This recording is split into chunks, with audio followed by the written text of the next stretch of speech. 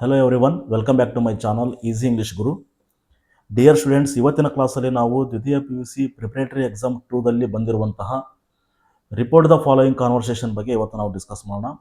ಹಾಗಾದರೆ ಸ್ನೇಹಿತರೆ, ಮೊದಲು ನಾವು ಈ ಒಂದು ಕಾನ್ವರ್ಸೇಷನನ್ನು ನೋಡೋಕ್ಕಿಂತ ಮುಂಚೆ ನಾವು ಮಾಡಬೇಕಾಗಿರೋಂಥ ಕೆಲಸಗಳು ಇಷ್ಟೇ.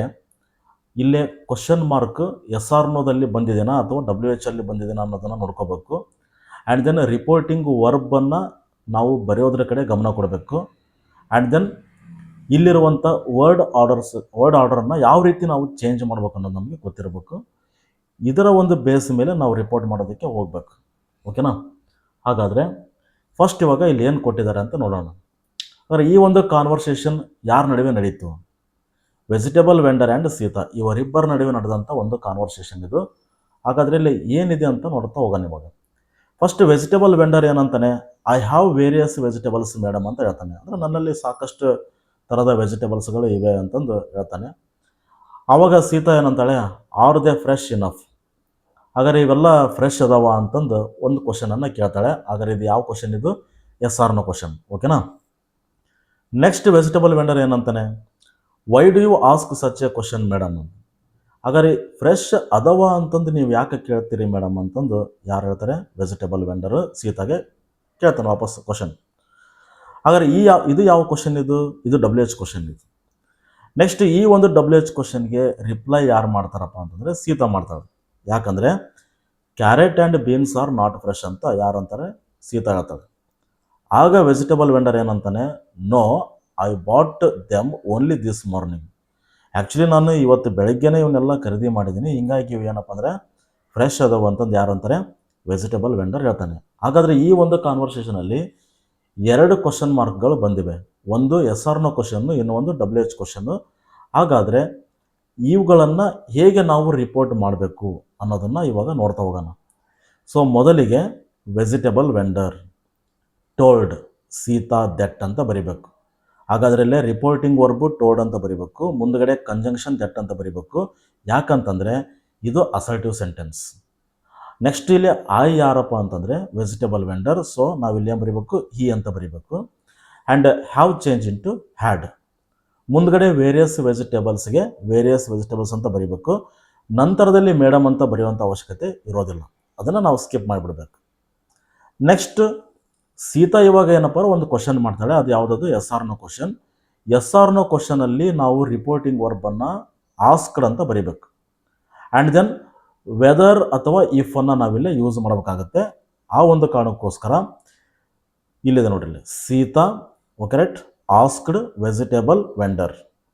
ನಂತರದಲ್ಲಿ ಇಫ್ ಅಥವಾ ವೆದರ್ ಅಂತ ನೀವಿಲ್ಲೇ ಬಳಸಬೇಕು. ನಾ ಇಲ್ಲಿ ಇಫ್ ಅಂತ ಬರ್ತಿದ್ದೀನಿ. ಆ್ಯಂಡ್ ದೆನ್ ಈ ಒಂದು ಕ್ವಶನ್ ಮಾರ್ಕ್ ಹೋಗಬೇಕು ಅಂತಂದರೆ, ಅಂದರೆ ದಟ್ ಮೀನ್ಸ್ ನಾವು ಅಸರ್ಟಿವ್ ಸೆಂಟೆನ್ಸ್ ಇದನ್ನು ಮಾಡಬೇಕು ಅಂತಂದರೆ ವರ್ಡ್ ಆರ್ಡರ್ ಏನಾಗಬೇಕು? ಚೇಂಜ್ ಆಗಬೇಕು. ಅಂದರೆ ಮೊದಲು ಸಬ್ಜೆಕ್ಟನ್ನು ತೊಗೋಬೇಕು, ನಂತರದಲ್ಲಿ ಹೆಲ್ಪಿಂಗ್ ವರ್ಬನ್ನು ಬರಿಬೇಕು. ಅಂದಾಗ ಏನಾಗುತ್ತೆ? ಇದು ಅಸರ್ಟಿವ್ ಸೆಂಟೆನ್ಸ್ ಆಗಿ ಚೇಂಜ್ ಆಗುತ್ತೆ. ಹಾಗಾದರೆ ಮೊದಲು ದೇ ಅಂತ ಬರಿಬೇಕು. ಸೊ ದೇ ಅಂತ ಬರೆದ ನಂತರ ಆರ್ ಏನಾಗುತ್ತೆ? ವರ್ ಆಗುತ್ತೆ. ನೆಕ್ಸ್ಟ್ ಫ್ರೆಶ್ ಇನಫ್ಗೆ ಫ್ರೆಶ್ ಇನಫ್ ಅಂತ ಬರೆದ್ರೆ ಆಯಿತು. ಈ ಒಂದು ಕ್ವಶನ್ ಮಾರ್ಕ್ ಕೊಡೋಂಥ ಅವಶ್ಯಕತೆ ಇಲ್ಲ, ಬಿಕಾಸ್ ಇದು ಅಸರ್ಟಿವ್ ಸೆಂಟೆನ್ಸ್ ಆಗಿ ಚೇಂಜ್ ಆಯಿತು. ಓಕೆನಾ? ನೆಕ್ಸ್ಟ್ ಒಂದು ಕಾನ್ವರ್ಸೇಷನ್ ನೋಡೋಣ ಇವಾಗ. Vegetable vendor, why do you ask such a question madam ಅಂತ ಕೇಳ್ತಾನೆ. ಹಾಗಾದರೆ ಇದು WH ಕ್ವಶನ್ ಆಗಿದೆ. ಜೊತೆಗೆ ಇಲ್ಲಿ ಡೂ ಮತ್ತು V1 ಇದೆ. ಸೊ ನಾವಿಲ್ಲಿರುವಂಥ V1 ಅನ್ನು V2 ಮಾಡಿದರೆ ಆಯಿತು. ಹಾಗಾದರೆ WH ಕ್ವಶನ್ ಬಂದಾಗ ವೆಜಿಟೇಬಲ್ ವೆಂಡರ್ ಆಸ್ಕ್ಡ್ ಅಂತ ಬರಿಬೇಕು. Vegetable vendor asked Sita. So reporting verb asked ಅಂತ ಬರಿಬೇಕು. ನಂತರದಲ್ಲಿ ಸೀತಾ ಅಂತ ಬರಿಬೇಕು.